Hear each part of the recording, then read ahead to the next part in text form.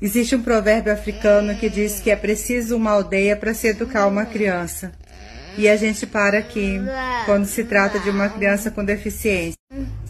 Quando a gente tem uma criança no meio de uma situação que vem uma deficiência, um diagnóstico inesperado, a gente se vê numa aldeia vazia, porque nós não temos rede de apoio.